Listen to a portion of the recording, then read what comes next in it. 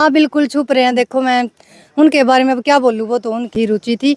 तो एक दिन ऐसा आया कि मेरे मन में वैराग्य पैदा हो गया, ये लगने लग गया ये सब मोह माया है और इसके अलावा कुछ नहीं है। क्योंकि शुरू से ही पूजा पाठ करती थी, पहले थोड़ी फिर ज्यादा करने लगी। कोई साधु आता उसको भोजन वगैरह खिलाने, मतलब ज्यादा ही रुचि होने लगी। राम राम सर, अनुमान थर के प्रीति को और फिलहाल भी मैं जींद जिले के गांव संडील में मौजूद हूँ। हल्का उचाणा लगा है और आप सभी ने पता है जेठ का महीना है और लगातार सब बहुत सारे साधु है जो आपने तपते हुए दिखाई दिए होंगे, साधु भी दिखाई दी होगी।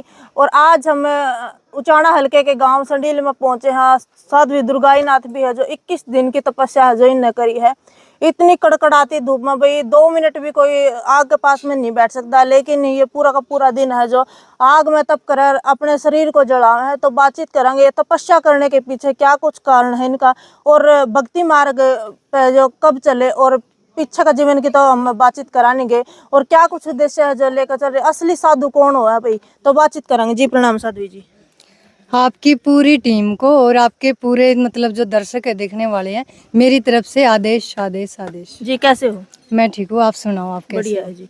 तो तपस्या कैसी चल रही है? बिल्कुल अच्छी, हाँ आज संपूर्ण होगी। कितने दिन की तपस्या थी साध्वी जी? जी ये 21 दिन की थी। 21 दिन की। हाँ आज 21वां दिन हो गया। हाँ 21वां दिन आज। तो किस प्रकार से संपन्न हुई है जी? ये बहुत अच्छे तरीके से हुई है। जो सारी साध संगत थी, साधु समाज था, वो भी आया हुआ था। और सबसे बड़ी बात है जो MS जादूगर हैं, कलाकार हैं, जो बहुत बड़ी हस्ती है, जो धार्मिक कार्यक्रम ऐसे करते हैं भाई बच्चे बूढ़े मतलब सारे देख सकें इकट्ठे बैठ के। तो उनका भी धन्यवाद है जो मतलब यहाँ आने का कष्ट किया उन्होंने। आज भंडारा कराया गया है। हाँ आज भंडारा था। भंडारे में कहाँ कहाँ था साधु आए जी? बहुत दूर दूर से आए हुए थे। आधा तो मेरे को ये भी नहीं पता है भाई कहाँ कहाँ से थे, बाकी बहुत दूर दूर से आए हुए थे। तो तपस्या आपकी बहुत अच्छी रही। बिल्कुल अच्छी रही प्रभु की कृपा से और साध संगत के सपोर्ट से। तो बात करी जाओ आपके गुरु की। आपके गुरु कौन है जी? मेरे गुरु महंत नंदाई नाथ। अच्छा, तो भक्ति मार्ग पर चलने का आपके दिमाग में कैसे ख्याल आया जी? ये प्रभु की कृपा है, क्योंकि ये तो वैराग्य है, किसी के मन में कभी भी जाग सकता है। जैसे मैं शुरू से ही पूजा पाठ करती थी, पहले थोड़ी फिर ज्यादा करने लगी। कोई साधु आता उसको भोजन वगैरह खिलाने, मतलब ज्यादा ही रुचि होने लगी। जितने गांव में मंदिर थे सारे मंदिरों में सेवा करना, सफाई करना, पूजा पाठ करना शुरू से ही रुचि थी।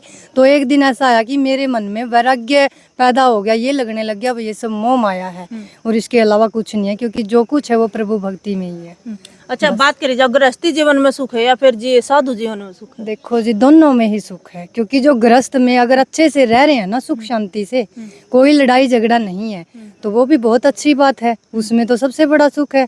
और दूसरी बात है साधु में तो सुख है ही है। देखो जो प्रभु की शरण में चला गया, सबसे बड़ी बात तो यही है। ठीक है जी। तो क्या सोच कर जो आपने तब कराया जी? समाज की भलाई के लिए, ताकि समाज में सुख शांति बनी रहे।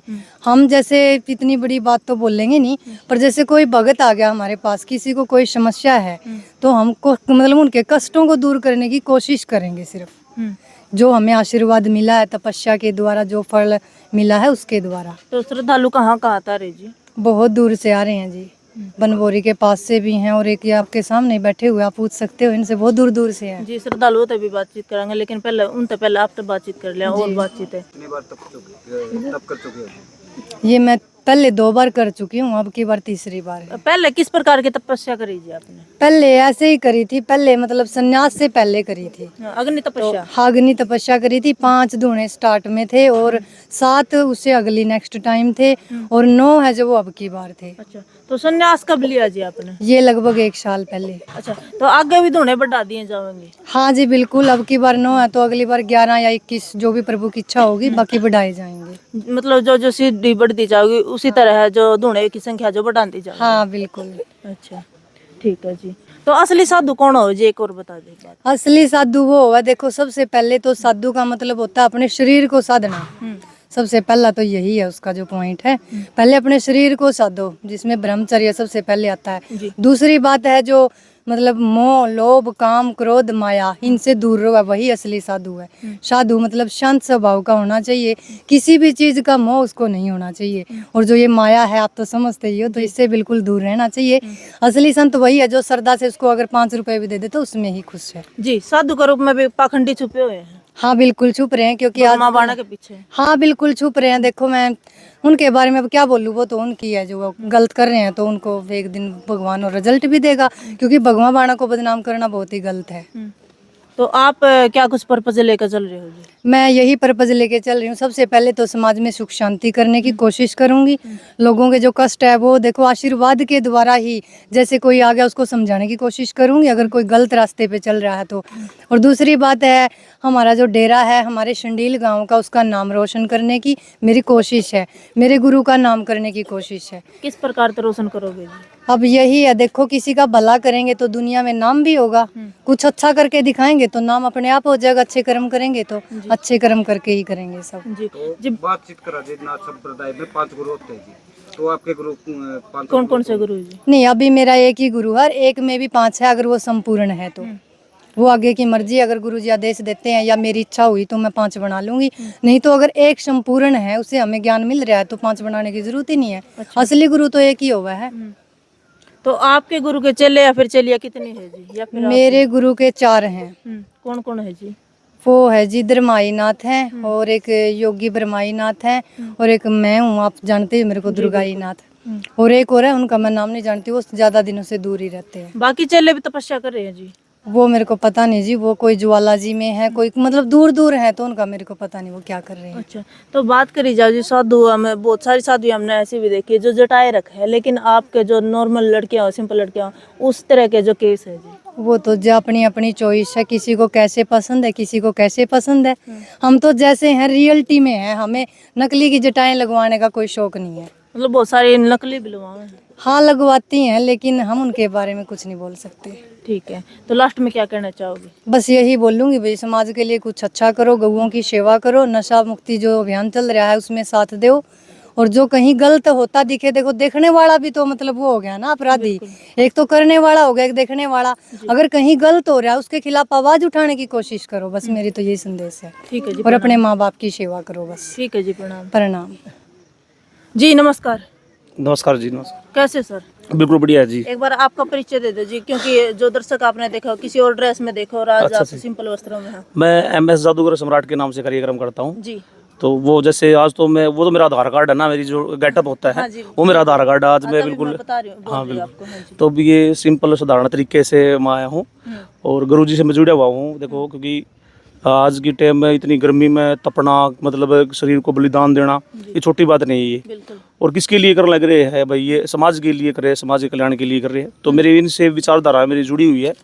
तो मैं स्पेशल आज भंडारा में यहाँ पहुँचा हूँ गुरु जी के पास। हाँ।